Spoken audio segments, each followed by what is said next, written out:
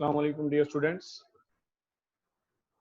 जैसा कि आपने लास्ट क्लास में काफ़ी डिटेल में बायनॉमियल प्रोबेबिलिटी डिस्ट्रीब्यूशंस को ही समझा, अभी हम उसको जनरलाइज करते हुए थोड़ा सा आगे बढ़ेंगे।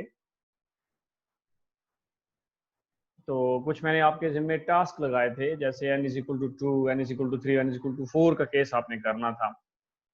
तो ये आपके सामने मैंने तेरा n = 4 के लिए एक बायनॉमियल सीरीज लिखी हुई है, लेकिन यहाँ पे Q ये प्रोबेबिलिटी ऑफ थी फेलियर और P जो थी वो प्रोबेबिलिटी ऑफ सक्सेस थी। तो अगर हम Q + P की होल पावर 4 देखें तो ये फार्मूला बनता है इसका, Q power 4 + 4 cube P + 6Q² P + 4Q P cube + P power 4. So the term 4P cube Q is the probability of 3 success in 4 trials. इसका मतलब ये हो जाता है कि जो क्योंकि P प्रोबेबिलिटी है और ये 4 ट्रायल्स हमने टोटल किए हैं, क्योंकि n = 4 है, तो इसमें 3 दफा सक्सेस आई है। P और Q हमको पता था, तो आप इस तरह ये रिजल्ट्स निकाल सकते हैं। Thus, these successes can occur anywhere in the 4 trials, and there must be one failure. Hence, the P cube and Q components which are multiplied together. The remaining part of this term, 4, is the number of ways of selecting 3 objects from 4.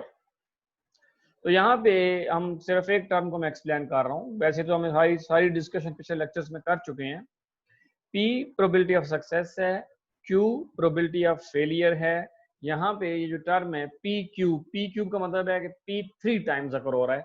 P 3 times अकर होने का मतलब है कि 4 trials में से 3 दफा success I है और 1 फेलियर। अब इसके ऑप्शन बहुत सारे हो सकते हैं, इसकी अरेंजमेंट है ना, जैसे हमने पढ़ा था P ये आ सकता है, P इस तरह आ सकता है, एंड सो ऑन।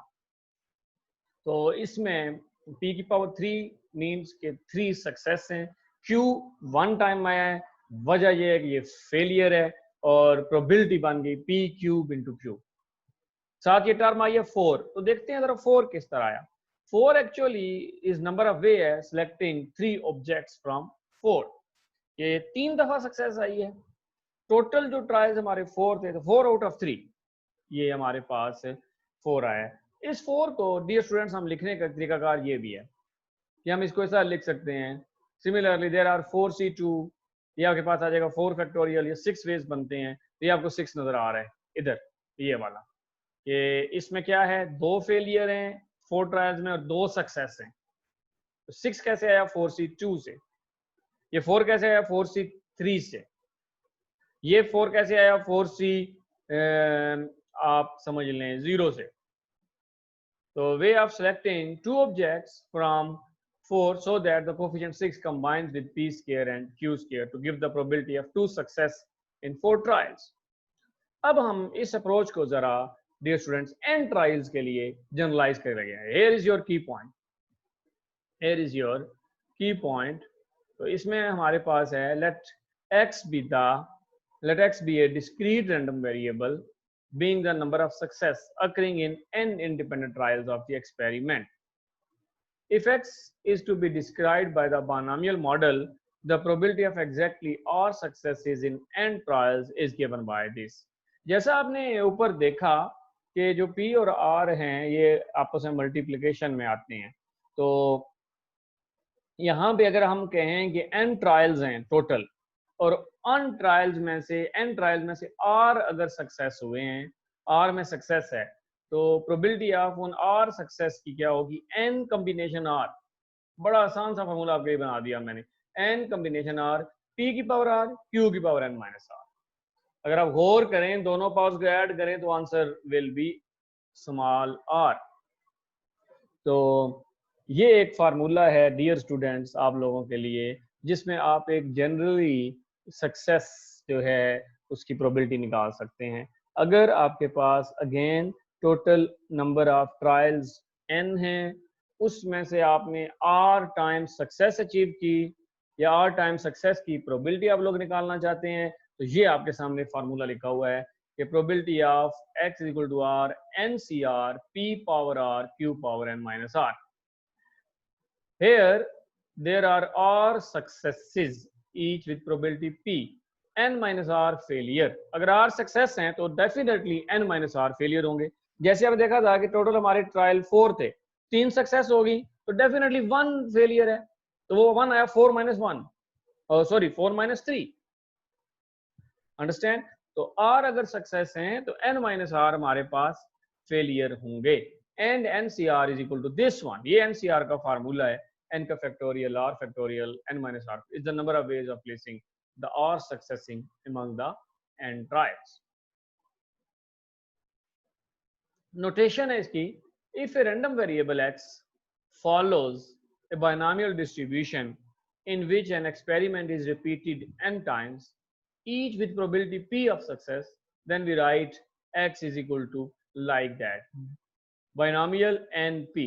तो ये n और p हम ये कहेंगे कि इसके दो पैरामीटर्स हैं. n यहाँ पे है नंबर ऑफ ट्रायल, जो कि पता होगा कि एक एक्सपेरिमेंट कितनी दफा रिपीट हुआ, और p प्रोबेबिलिटी ऑफ सक्सेस. अब सारों को पता है कि प्रोबेबिलिटी ऑफ सक्सेस अगर पता हो तो प्रोबेबिलिटी ऑफ फेलियर निकाल लेते हैं 1 minus p करके. तो इसलिए ये दो चीजें हमें पता होनी चाहिए, फिर ही हम प्रोबेबिलिटी बाइनोमियल की निकाल सकते हैं. और वो दो चीजें कौन कौन सी हैं? n और p. जब तक ये आपको पता नहीं होगा आप बाइनोमियल प्रोबेबिलिटी डिस्ट्रीब्यूशन आगे फाइंड आउट नहीं कर सकते. ये स्टूडेंट्स एक एग्जांपल है आपके लिए. A war machine is known to produce 10% defective components each. If the random variable x is the number of defective components produced to run of 4 components, find the probability that x takes the values 0 to 4. मैं इसके लिए आपको समझा देता हूं कि एक machine है जिसमें 10% डिफेक्टिव कंपोनेंट्स हैं. अगर हम एक वेरिएबल लें x, और x वेरिएबल जो है वो डिफेक्टिव कंपोनेंट्स प्रोड्यूस करने को हम कह रहे हैं. In a run of 4 components, total 4 components हैं, उनमें से डिफेक्टिव जो कंपोनेंट्स हैं उनको रिप्रेजेंट कर रहा है x. हमने प्रोबेबिलिटी निकालनी है x की, और x की वैल्यूज डेफिनेटली 0 to 4 हो सकती हैं. 0 का मतलब है कि कोई कंपोनेंट डिफेक्टिव नहीं है, 1 का मतलब है कि एक कंपोनेंट डिफेक्टिव है, एंड सो ऑन. तो x की वैल्यू 0 मिनिमम वैल्यू हो सकती है, और मैक्सिमम जो पॉसिबल वैल्यू आ सकती है x की वो है 4. तो हमने इसकी प्रोबेबिलिटी निकालनी है. 10% डियर स्टूडेंट्स, ये प्रोबेबिलिटी ऑफ सक्सेस हमें गिवन है, दैट इज 0.1. n जो आपके पास है वो अभी हम चेक कर लेते हैं. सो n देयर डेफिनेटली 4 है, यहाँ पे 4 कंपोनेंट्स को हम डिस्कस कर रहे हैं. एग्जाम्पल 8 में हम देखा था कि we need that probability required the terms of the expansion this 0.9 plus 0.1 power 4. अब 0.9 कहां से आया? 0.1 तो आपको पता चल गया कि प्रोबेबिलिटी ऑफ सक्सेस है. यहां सक्सेस का मतलब डिफेक्टिव कंपोनेंट्स हैं. तो 0.1 को अगर 1 में से माइनस करें तो ये क्यू आ जाएगा ना, प्रोबेबिलिटी ऑफ फेलियर 0.9. ये 0.9 प्लस 0.1 पावर 4, ये एक्सप्रेशन बनता है. So x is equal to binomial distribution of 4.1. 4 number of trials, 0.1 probability of success. Hence the probabilities are using the general formula with n is equal to 4 and p is equal to 0.1. We have probability of x is equal to 0. क्या आ जाएगी? 0.9 की power 4, वही q की power 4.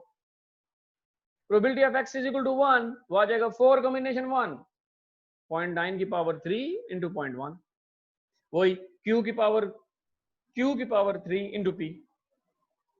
Probability of x is equal to 2, इसमें आ जाएगा 4 multiplied by 3 over 1 into 2. ये actually आ गया है 4c2 p square q square. Next है probability of x is equal to 3. ये एक्चुअली आ गया 4c3, जिसको मैंने खोल के लिखा हुआ है 4 into 3 मल्टीप्लाइड बाय 2, नीचे आ जाएगा 1 into 2 into 3. ये 4c3 लिखा हुआ है. p की पावर क्यूब है और q साथ एज इट इज, और लास्ट वन आ जाएगा p ऐसे as probability of x equal to 4, that is equal to 4c4, और 4c4 1 होता है, ये आ जाएगा 0.1 की पावर 4. तो सारी प्रोबेबिलिटीज हमने निकाली 0 से लेकर 4 ऑप्शन तक. Also, since we are using the expansion of 0.9 plus 0.1 to power 4, the probability should sum equal to 1. देख लें ब्रैकेट में भी वैसे 1 ही आता है 0.9 plus 0.1 1 की पावर 4 is equal to 1. तो इन probabilities को भी ऐड अप करेंगे तो आंसर 1 आएगा. This is a very useful check for you when mathematics, when you are using binomial distributions. So dear students, I hope कि आपको ये example clear हो गई होगी.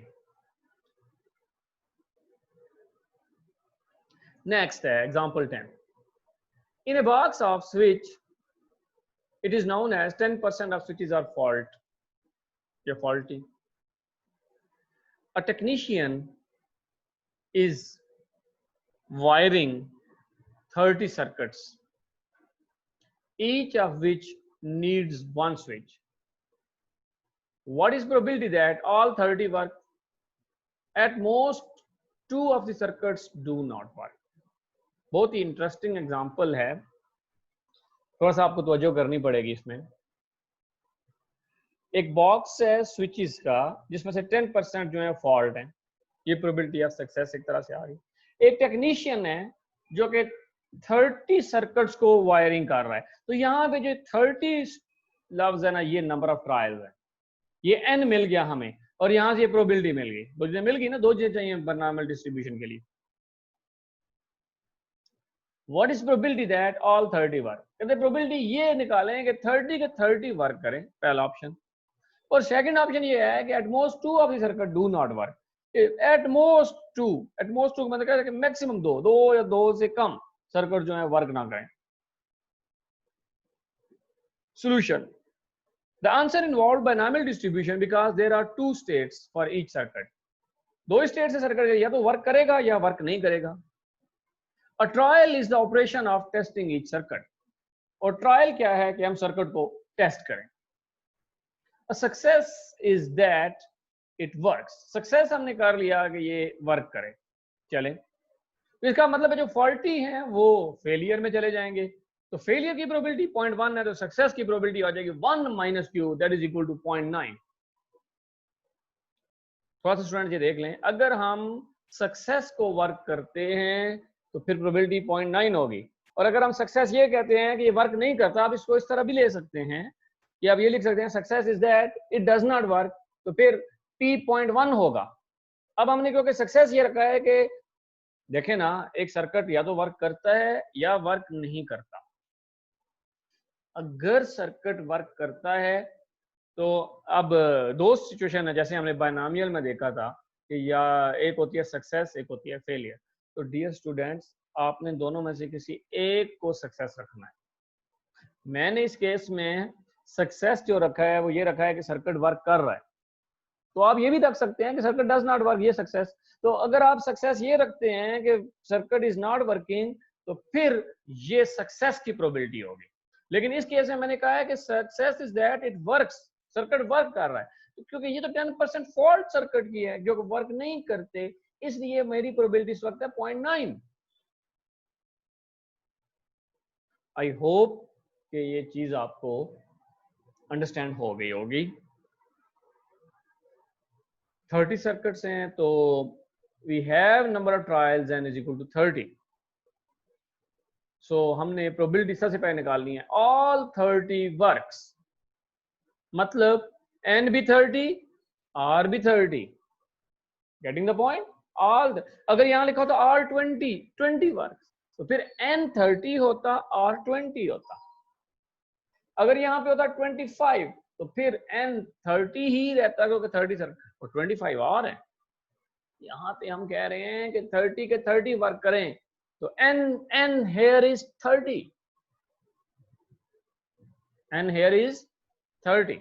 So applying the binomial distribution, binomial distribution हमारा formula ये है NCR p power r, और ये q power 1 n minus r होता है, जिसको मैंने 1 माइनस p लिख दिया है. Probability that number A part all 30 work, तो हमने जस्ट ये किया कि n को भी 30 पुट कर दिया, r को भी 30 पुट कर दिया. p भी पता है, सारी वैल्यूज पुट की हैं, वी गेट द आंसर. ये प्रोबेबिलिटी है तमाम 30 सर्किट्स के वर्क करने की. दूसरा स्टेटमेंट ये है sorry at most 2 of the circuit do not work. ज्यादा 2 सर्किट जो है वर्क नहीं कर रहे हैं। अब सोचें अगर 2 वर्क नहीं कर रहे तो 28 वर्क कर रहे हैं। अंडरस्टैंड, हम अपनी सक्सेस की तरफ जा रहे हैं। अगर एक वर्क नहीं कर रहा तो 29 वर्क कर रहे हैं, और कोई वर्क नहीं कर रहा है 30 वर्क कर रहे हैं। तो हमारे पास 3 ऑप्शंस हैं। एट मोस्ट 2 का मतलब मैंने ये कहा था कि 2 और 2 से कम। तो 2 से कम क्या है? 1 एंड 0। एक्चुअली इसमें 3 सिचुएशंस मेंशन है एट मोस्ट 2 में। कौन कौन सी? 2 वाली और 2 से कम 1 0। अगर ये होता है एटलीस्ट 2 हो जाता, फिर 2 या 2 से ज्यादा 2 3 4 एंड 30 तक जाते हैं हम। अब ये एटमोस्ट 2 है। एटमोस्ट 2 का मतलब है 2 या 2 से कम। तो 2 या 2 से कम 3 ऑप्शंस बनते हैं। 2 2, दूसरा ऑप्शन 1, तीसरा ऑप्शन 0। तो 2 अगर वर्क नहीं कर रहे मतलब 28 वर्क कर रहे हैं। इसलिए मैंने कहा कि the statement that at most 2 circuits do not work implies that what 28 कहां से है? 2 से। 2 सर्किट वर्क नहीं कर रहे, 28 वर्क कर रहे। 2 से पिछला नंबर 1 वर्क नहीं कर रहा मींस 29 वर्क कर रहे हैं। और तीसरा आ जाएगा कोई वर्क मतलब कोई वर्क नहीं कर रहा, सारे 0, इसका मतलब 30 वर्क कर रहे हैं, कोई फॉल्ट ही नहीं। तो हमने प्रोबेबिलिटी निकालनी है 28 29 30 की। अब क्या करेंगे? अब हमारे पास n तो 30 है, और एक केस में 28 होगा, एक केस में 29 होगा और एक केस में 30 होगा। फिर तीनों को ऐड कर देंगे। 3 तरह की प्रोबेबिलिटीज हम निकाल के ऐड कर देंगे। That is x is greater equal to 28। तो probability of x is equal to 28 is equal to probability of x is 28 plus 29 plus 30। तो हम ये फार्मूले लगा के रिजल्ट 30 वाली ऊपर निकाली हुई थी, 29 वाली क्या किया, n को 30 पुट किया, r को 29 पुट किया, हमारे पास रिजल्ट आ गया।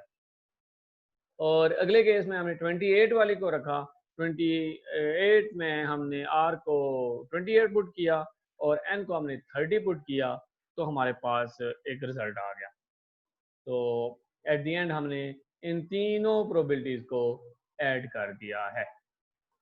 ठीक है, इन तीनों प्रोबेबिलिटीज को हमने ऐड कर दिया है, तो हमारे पास ये आंसर आ गया। तो आई होप कि आपको एग्जाम्पल समझ आ गई होगी। That is very very interesting example. एक में हमने कहा कि एग्जैक्टली 30 हूँ, और फिर हमने ये कहा कि एट मोस्ट 2 सर्किट्स जो हैं वो काम नहीं कर रहे। तो इसलिए ये जो प्रॉब्लम था बहुत इंटरेस्टिंग प्रॉब्लम था। तो आप इस तरह करेंगे कि ये बात ध्यान में रखनी है कि आपने ये जब ये प्रोबेबिलिटी निकाली है, ये प्रोबेबिलिटी निकाली है, और ये इसको आप इन सारी प्रोबेबिलिटीज में यहाँ पे ऐड कर देंगे, क्योंकि एट मोस्ट 2 का मतलब ये होता है कि 2 और लेस देन 2। तो इसको हमने ऑपोजिट रख लिया ना, डज नॉट वर्क हमने वर्किंग ले गए। तो 28 probability of x greater equal to 28, तो ग्रेटर और इक्वल टू 28 में हमारे पास 28 बनता है, 29 बनता है और हमारे पास ये 30 बनता है। तो बस हमने वो जो बायनॉमियल डिस्ट्रीब्यूशन का फार्मूला पढ़ा था, इसमें होता है NCR P पावर R और Q power n minus R, या इसको हम ये भी लिख सकते हैं 1 minus P power n minus R. P की प्रोबेबिलिटी हमें पता है, Q की 1 माइनस n निकल आई, यहाँ 30 था, इधर भी 30 हो गया, और यहाँ पे एक्चुअली 0 आ गया। तो हमारे पास 3 प्रोबेबिलिटीज आई। We will get the answer.